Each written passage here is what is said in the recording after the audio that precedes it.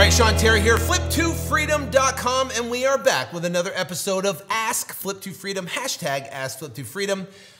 You can go to either Instagram, Facebook, or Twitter, and you can use the hashtag, post a question, Ask Flip2Freedom, and you can actually post a question. We will pick it up, and we will answer it for you. So, Admir Nezik, probably butchered that, went to either Facebook, Twitter, or Instagram, used the hashtag AskFlip2Freedom, and posted this question. When does the title company begin to coordinate all three parties to start the closing process? Okay, so here's what happens. You get a contract with a seller, right? And now what you do is you submit that contract to an escrow company, title company, or attorney. What they're gonna do is they're gonna run a title report on that. On that title report is what's called Schedule Bs. Those Schedule Bs are all the items that need to be cleared to close on the transaction. Now, there might be a mortgage on there, and they're gonna have to get a mortgage payoff. There might be they're gonna have taxes on there. They gotta get current taxes so they can get those prorated. Might be a second mortgage or a lien or something like that. They're gonna have to get cleared.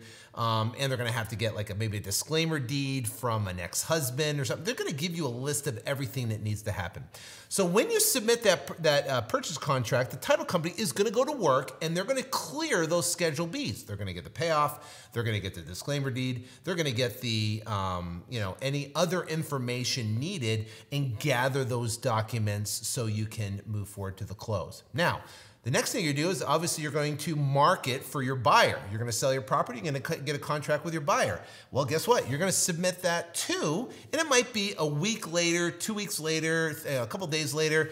You're going to submit that to the title company and say, listen, here's our BC contract. This is our buyers purchasing the property.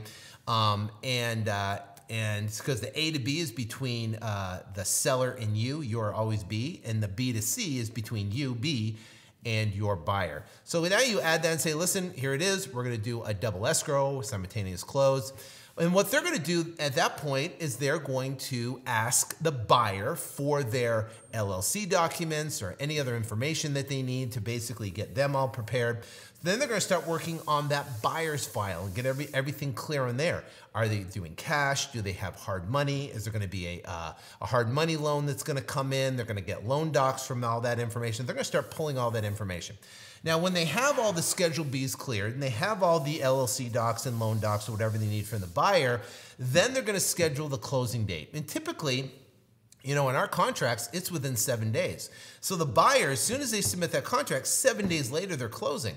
Now, they're going to put it all together, and they're going to say, okay, we're clear to close. And then the title company will schedule, usually 24 to 48 hours before closing, the actual closing day, the 7th day that's going to close. They're going to call, the seller's going to come in, they're going to sign all their documents. The buyer's going to come in, they're going to sign all their documents, and then you're the last one to come in. I don't usually come in and sign documents until everything's completely done. I can look at both files, make sure everything is good to go, make sure all the money looks like it's in the right place, and then I'll sign all my documents, and then we're clear to close, and then it can record on that 7th closing day. So everything's done, everything's closed. That's the process of putting it all together. If there's issues on the title, we got this property we just got to clear to close today, where we had to get ID statements from like 10 different family members that were all had ownership or a part of the title of this property, because this property was transferred to so many different people and title companies weren't used, and there was no title insurance to back all these transfers. So they're literally going to take a risk. It was any one of these fraud. So they had to basically what they had to do was get ID statements and basically get all it cleared. And 3 of the people were trying to get ID statements were long distance relatives that lived in Mexico. So we finally got all those cleared. That was part of the Schedule Bs, got all those cleared, and now we are clear to close on that. So that has taken some time to basically get all that together, but some of them are gonna close easily, right? Some of them might be probate deals, might be a divorce situation where you have to get the husband and the wife both to sign off on the information, but primarily the smooth process is what we just explained. So, Admir, thank you so much for posting your question at Ask Flip2Freedom, Ask Flip2Freedom.